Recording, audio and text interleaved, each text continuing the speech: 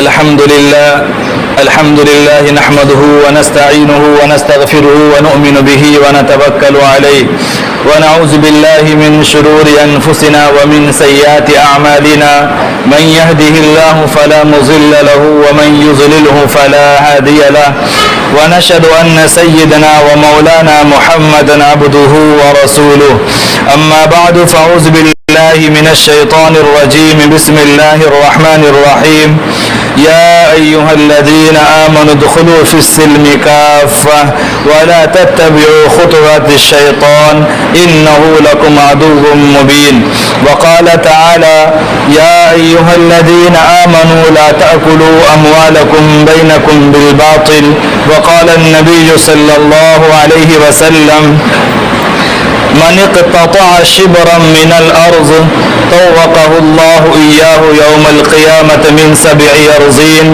صدق الله مولانا العظيم.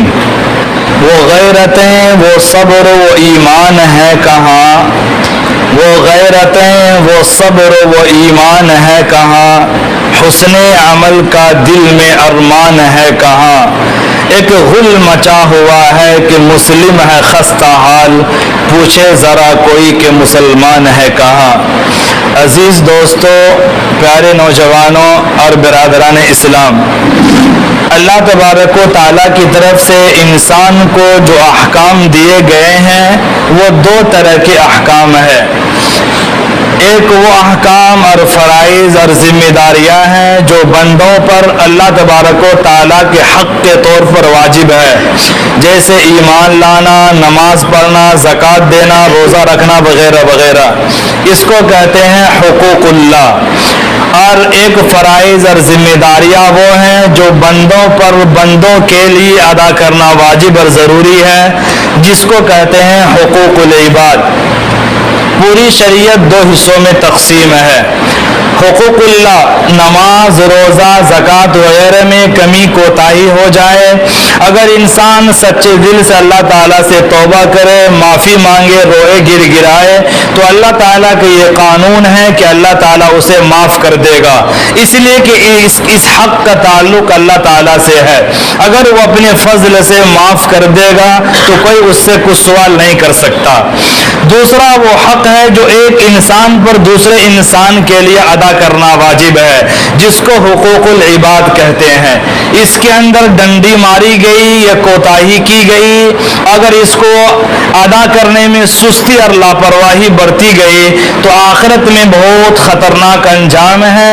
اور اللہ تعالیٰ نے بندوں کے حقوق سے یہ قانون بنا لیا ہے کہ جب تک وہ بندہ وہ حق ادا نہ کر دے یا وہ بندہ جس کا حق لیا ہے وہ خود معاف نہ کر دے، اللہ تعالیٰ بھی بندوں کا حق معاف کرنے کو تیار نہیں ہے.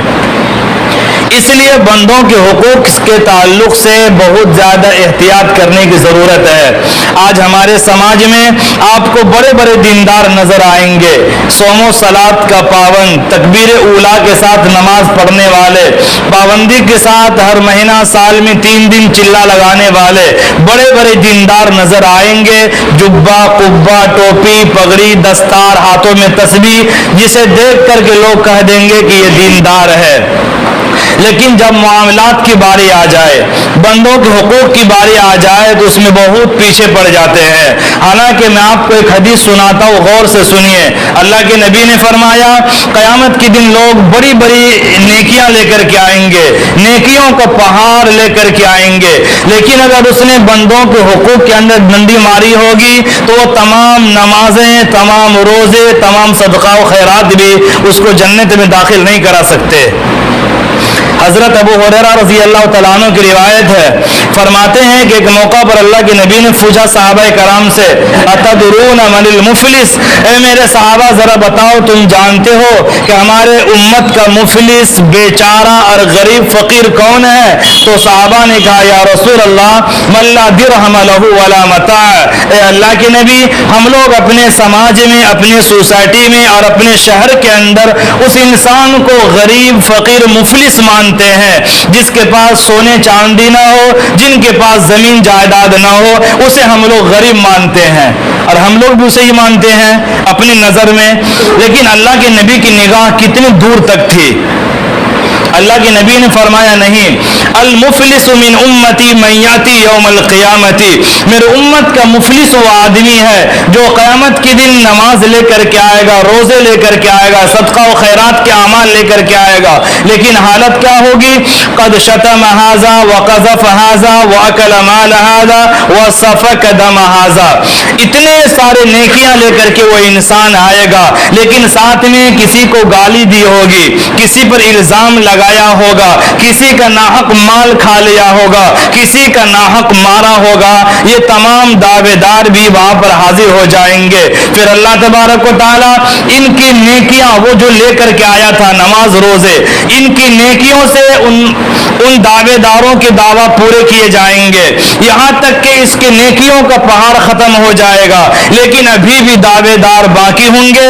پھر ان تمام دعوے داروں کے گناہ اس نیک انسان کے سر پہ ڈال دیا جائے گا، ثم طرح فی النار، پھر یہ نیک انسان کو گھسیٹ کر کے جہنم میں ڈال دیا جائے گا۔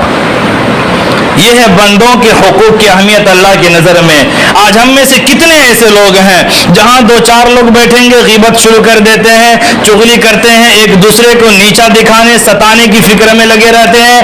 اگر ان جرائم کی وجہ سے اللہ تعالیٰ ہماری نیکیاں قیامت کے دن لے کر کے ان لوگوں کو دے دے جن کے ہم خلاف بولتے رہتے ہیں، تو قیامت کے دن ہم کس لائق رہ جائیں گے؟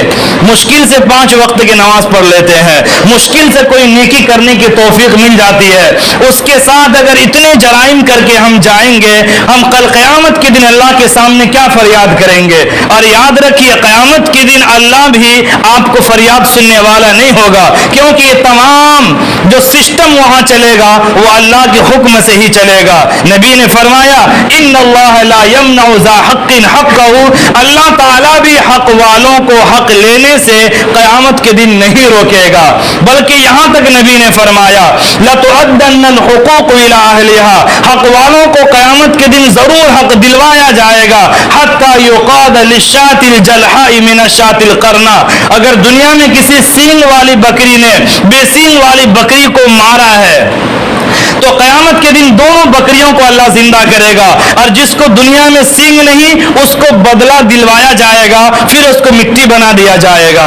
یعنی جب ان جانوروں کے اندر بھی اللہ تعالیٰ قیامت کے دن اتنا انصاف کا خیال کریں گے، تو وہ انسان جسے اللہ نے تمام مخلوق میں سب سے اشرف بنایا، اس کو کس انداز سے انصاف اللہ تعالیٰ قیامت کے دن دلوائے گا۔ اس لیے میرے بھائی، حقوق العباد کے تعلق سے ہم لوگ بہت لاپرواہی کرتے ہیں اور بہت ہی غفلت برتتے ہیں، جبکہ قیامت کے دن یہی چیزیں انسان کو ہلاک کر دے گی۔ آج ہم لوگ کیا کرتے ہیں؟ عدالتوں کا سہارا لے کر، جھوٹے مقدمات لگا کر، جھوٹی گواہیاں پیش کر کے اور رشوت کی تھیلیاں کھول کر دوسرے کی زمین اپنے نام کر لیتے ہیں، دوسروں کے حقوق پہ ڈاکہ ڈال دیتے ہیں۔ ہم طاقت کا استعمال کر لیتے ہیں، دولت کو استعمال کر کے دوسرے کی زمین کو اپنے نام کر لیتے ہیں، اور گھر آ کر کے مٹھائیاں بانٹتے ہیں، اور ہم اس دھوکے میں رہتے ہیں دنیا کی عدالت کے قانون نے یہ چیز میرے نام کر دیا ہے تو اللہ کے قانون کی نظر میں بھی یہ چیز میری ہو جائے گی۔ یاد رکھے، اس دھوکے سے باہر نکل جائے، قیامت تک وہ چیز آپ کی نہیں ہو سکتی۔ اگر آپ اس سے جتنا بھی فائدہ اٹھا رہے ہیں وہ سب حرام ہے، اور قیامت کے دن اس کا حساب آپ کو دینا ہوگا۔ بخاری شریف کی حدیث، اللہ کے نبی نے فرمایا، بخاری مسلم دونوں کی حدیث ہے، اللہ کے نبی نے فرمایا انما انا بشر، میں بھی تمہاری طرح ایک انسان ہوں، وانکم تختصمون علی، تم لوگ مقدمات لے کر کے میرے پاس آ جاتے ہو، اور اس میں سے بعض ایسے ہوتے ہیں جن کی زبان بہت میٹھی ہوتی ہے، جن کی زبان بہت اچھی ہوتی ہے، وہ اپنے مقدمات کو بنا سوار کر کے پیش کر دیتا ہے، اور اس کے بعد سے متاثر ہو کر میں اس کے حق میں فیصلہ کر دیتا ہوں۔ لہذا سنو، اگر میں تمہارے لیے تمہارے بھائی کے حق سے فیصلہ کر دوں اور حقیقت میں وہ چیز تمہاری نہیں ہے تو قیامت تک وہ چیز تمہاری نہیں ہو سکتی۔ پھر نبی نے فرمایا انما اقطع له قطعة من النار، میں اسے جہنم کی آگ کا ایک ٹکڑا حوالے کر رہا ہوں۔ یعنی جب اللہ کے نبی کسی انسان کے لیے کسی چیز کا فیصلہ کر دے اور حقیقت میں وہ چیز اس انسان کی نہیں ہے تو بھی اللہ کی نظر میں وہ چیز اس انسان کی نہیں ہو سکتی۔ پھر دنیا کی عدالت ہمارے لیے فیصلہ کر دے تو اللہ کی نظر میں وہ چیز ہماری کہاں ہو سکتی ہے؟ مسلم شریف کی ایک حدیث اللہ کے نبی نے فرمایا من ادعى ما ليس له فليس منا وليتبوأ مقعده من النار، جس انسان نے کسی ایسی چیز کا دعویٰ کیا جو چیز اس کی نہیں ہے تو اللہ کے نبی نے فرمایا وہ انسان ہم میں سے نہیں ہے اور اسے چاہیے کہ جہنم میں رہنے کے لیے اپنی جگہ ڈھونڈ لے۔ اللہ اکبر۔ آج ہم لوگ کتنی لاپرواہی کرتے ہیں حقوق العباد کے تعلق سے۔ ہم میں سے کتنے ایسے یہاں پر لوگ ابھی زندہ ہیں جن کے باپ دنیا سے چلے گئے، اپنے بھائیوں میں زمین تقسیم کر لیتے ہیں اور بہن کو اس زمین کا وراثت کا حق نہیں دیتے ہیں۔ کیا قیامت کے دن آپ سے پکڑ نہیں ہوگی؟ بڑے بڑے نمازی دیندار ہیں، ان کے ابا دنیا سے چلے گئے، ان کے بڑے بھائی کا یہ حق بنتا ہے اپنے تمام بھائیوں کو بلائے اور اپنے تمام بہنوں کو بلا کر کے بتائے ہمارے والد محترم نے اتنی زمین چھوڑی ہے، اتنا روپیہ چھوڑا ہے، ہم تمام کا اس میں حق ہے اور شریعت کی روشنی میں اس کا فیصلہ کرے۔ آپ یہ کہتے ہیں کہ بہن کی شادی میں بہت روپیہ خرچ ہو گیا، ہم نے جہیز میں اس کا ترکار اس کا حصہ دے دیا، تو سوال تو یہ ہے کہ آپ کی شادی میں بھی اتنا خرچہ ہوا ہے، پھر آپ باپ کی زمین کیوں لے رکھے ہیں؟ یہ بہت غلط بات ہے، اس غلط فہمی سے دور نکلیے ورنہ آپ کی تمام نمازیں بھی قیامت کے دن آپ کو جنت نہیں دلا سکتی ہے۔ ہم لوگ کتنی لاپرواہی کرتے اس سلسلے میں۔ بندوں کا حقوق اللہ کی نظر میں بہت اہم ہے۔ امام ذہبی رحمۃ اللہ علیہ نے الکبائر کے اندر ایک واقعہ لکھا ہے، ایک شخص کا انتقال ہو گیا، اس کے پڑوسی نے خواب میں اسے دیکھا اور پوچھا بھائی اللہ نے تمہارے ساتھ کیا معاملہ کیا؟ اس نے کہا کہ میں عذاب میں گرفتار ہوں۔ کہا تم نے کوئی بڑا جرم کیا ہوگا، بڑا گناہ کیا ہوگا؟ اس نے کہا نہیں، میں پڑوس سے ایک سوئی مانگ کر کے لایا تھا اور میں نے اس سوئی کو واپس کرنا بھول گیا، اس کے بارے میں اللہ نے سوال کیا اور آج میں عذاب میں گرفتار ہوں۔ امام احمد رحمۃ اللہ علیہ نے الزہد کے اندر ایک واقعہ لکھا ہے، اسی طرح کا واقعہ ہے۔ ایک آدمی کا انتقال ہوا، اس کے ساتھی نے اس کو خواب میں دیکھا، پوچھا آپ کے ساتھ اللہ نے کیا معاملہ کیا؟ اس نے کہا کہ بھائی میں 70 سال سے عذاب میں گرفتار ہوں۔ پوچھا تم نے کوئی بہت بڑا جرم کیا ہوگا جس کی وجہ سے اللہ نے 70 سال سے تمہیں عذاب میں قید کر رکھا ہے؟ اس نے کہا نہیں، معاملہ تو بہت چھوٹا سا ہے لیکن چونکہ وہ حقوق العباد کے تعلق سے ہے، بندوں کے حقوق سے ہے، اس لیے اللہ کی نظر میں بہت سنگین جرم ہے۔ پوچھا تم نے کیا کیا تھا؟ اس نے کہا کہ میں لکڑی اٹھا کر کے ایک جگہ سے دوسری جگہ جا کر کے بیچا کرتا تھا۔ ایک مرتبہ میں لکڑی اٹھا کر لے کر جا رہا تھا، لکڑی میرے کندھے پر تھی، میں گوشت کھایا تھا، دانت میں گوشت کا ٹکڑا تھا، میں اس لکڑی کے گٹھلی سے ایک معمولی سے تنکا توڑا، اس تنکے کے ذریعے میں نے خلال کیا اور اس تنکا کو گٹھلی میں رکھنے کے بجائے میں نے زمین پر پھینک دیا۔ اللہ تعالیٰ نے مجھ سے سوال کیا تم جو لکڑی لے کر جا رہے تھے اس کا مالک تم نہیں تھے، مالک کوئی اور تھا، تمہیں ان تک پہنچانا تھا، تم نے اس مالک کی اجازت کے بغیر ایک تنکا استعمال کیا اور تم نے اسے واپس نہیں کیا، اس کے جرم کی وجہ سے میں 70 سال سے عذاب میں گرفتار ہوں۔ ایک معمولی سا تنکا، ایک معمولی سوئی 2-3 روپے قیمت ہوگی لیکن اللہ کی نظر میں کتنا بڑا معاملہ ہے یہ۔ ہم میں سے کتنے لوگ ایسے ہیں اپنے پڑوس سے کوئی سامان مانگ کر کے لے آتے ہیں اور سوچتے ہیں کہ وہ بھول گیا ہوگا، ادا کرنے کی ضرورت نہیں ہے۔ آپ کا پڑوسی بھول سکتا ہے، آپ کے سماج کے لوگ بھول سکتے ہیں، وما کان ربک نسیا، لیکن آپ کا رب معاملے کو بھولنے والا نہیں ہے۔ اس اللہ کی نظر میں تمام معاملات درج ہو رہے ہیں۔ اس لیے میرے بھائی بندوں کے حقوق کے تعلق سے بہت احتیاط برتنے کی ضرورت ہے۔ بہت سستی کرتے ہیں ہم لوگ، جو نمازی ہے وہ بھی، جو نمازی نہیں ہے وہ بھی، سب اس معاملے میں ملوث ہے۔ نہ جانے کتنے لوگوں کو ہم نے جھوٹ بول کر دھوکہ دے کر کے 10-20 ہزار روپے جیب میں ڈال لیا۔ کیا کل قیامت کے دن اس کے تعلق سے پکڑ نہیں ہوگی؟ اگر ایک لکڑی کے معمولی تنکے کی وجہ سے اللہ 70 سال تک اس انسان کو عذاب میں ڈالا ہے، تو اگر آپ 10,000 روپے کسی کے لیے لے لیے، کسی کا آپ نے 2 لاکھ روپے لے کر کے آپ نے بھاگ گئے اور موبائل آپ نے بند کر لیا اور یہ سوچا کہ میں اس سے بچ گیا ہوں، تو یہ بندہ آپ کو نہیں پکڑ سکا، کیا اس کا رب بھی آپ کو پکڑنے سے عاجز ہے؟ وَمَا أَنْتُمْ بِمُعْجِزِينَ فِي الْأَرْضِ وَلَا فِي السَّمَاءِ۔ زمین و آسمان کی تمام چیزیں بھی مل جائے تو وہ اللہ تعالیٰ کو عاجز نہیں کر سکتے. تو آپ کس خیال میں ہیں کہ ان سے بچ گئے تو اللہ کی عدالت میں بھی آپ بچ جائیں گے؟ اس لیے اس تعلق سے بہت بیدار ہونے کی ضرورت ہے. ہمارے اکابر اور وہ اسلاف جن کی وجہ سے یہ دین اور یہ حدیث ہم تک پہنچا ہے، ذرا ان کی زندگی پڑھیں، وہ لوگ کتنا احتیاط کیا کرتے تھے. امام ذہبی رحمۃ اللہ علیہ نے ایک واقعہ لکھا ہے حضرت سفیان ثوری رحمۃ اللہ علیہ کے تعلق سے سیر اعلام النبلاء کے اندر. یہ حضرت سفیان ثوری بہت بڑے اللہ کے ولی اور بڑے محدث گزرے ہیں. 161 ہجری میں ان کا انتقال ہو گیا، یعنی کہ یہ تابعی کے، یہ تبع تابعی کے زمانے کے ہیں. ان کے بارے میں واقعہ لکھا ہے کہ یہ کوفہ کے اندر رہتے تھے. وقت کے بادشاہ سے ان کا اختلاف ہو گیا، وہاں سے ہجرت کر کے آپ بصرہ چلے گئے. بصرہ کے لوگ آپ کو اتنا پہچانتے نہیں تھے، وہاں پر اتنا متعارف نہیں تھے. جا کر کے کھجور کے باغ میں آپ کام کرنے لگ گئے اور وہاں کے پیڑ میں آپ پانی ڈالنے لگ گئے. ایک دفعہ ایسا ہوا کہ عشر وصول کرنے والے لوگ وہاں پر پہنچے اور عبداللہ بن مبارک سے کہا کہ اپنے باغ کا مجھے عشر دو. جو زمین کے پیداوار ہوتے ہیں ان کی زکوٰۃ عشر ہے، جو پھل وغیرہ ہے. تو عشر وصول کرنے وہاں پر آئے، بولا مجھے عشر دے دو، میں وقت کے بادشاہ کی طرف سے، خلیفہ کی طرف سے آیا ہوں. ان میں سے ایک آدمی نے سوال کیا کہ تمہارے باغ میں سے کس درخت کا پھل میٹھا ہے اور کس کا پھل کڑوا ہے؟ ذرا مجھے یہ تو بتاؤ، بصرہ کی کھجور اچھی ہے یا کوفہ کی کھجور اچھی ہے؟ تو حضرت سفیان ثوری نے کہا مجھے اس بارے میں کوئی معلوم نہیں ہے، اس لیے کہ میں نے آج تک کسی بھی درخت کا کھجور کھایا ہی نہیں ہے.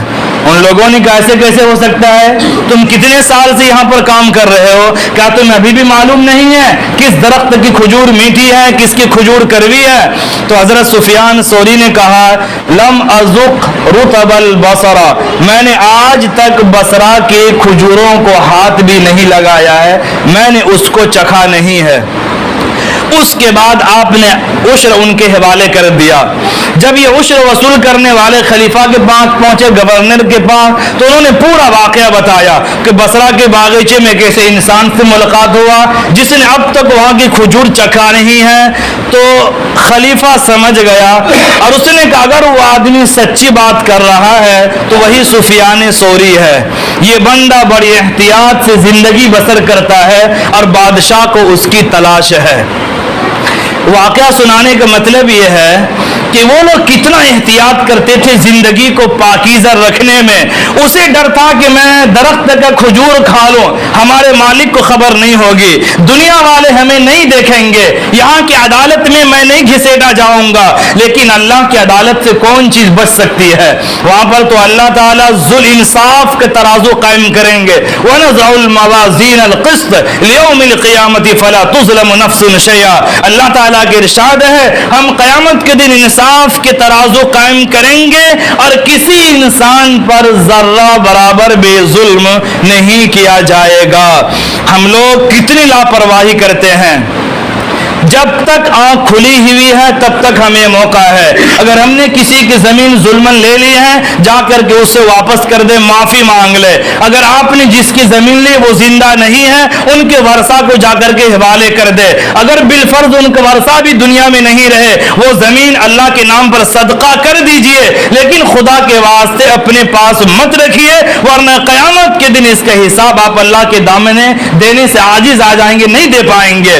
بھلے آپ تہجد گزار ہوں گے، بھلے آپ نفلی روزے رکھنے والے ہوں گے، راتوں پر جاگ کر کے پورے مصلی پر رات گزار دیتے ہوں گے، لیکن قیامت کے دن اگر آپ کے نام اعمال میں ایک بھی بندے کا حق ادائیگی کی کوتاہی رہ گئی ہے تو وہ تمام اعمال اس حقوق العباد کے سامنے میں بے حیثیت رہ جائیں گے، آپ کچھ نہیں کر پائیں گے.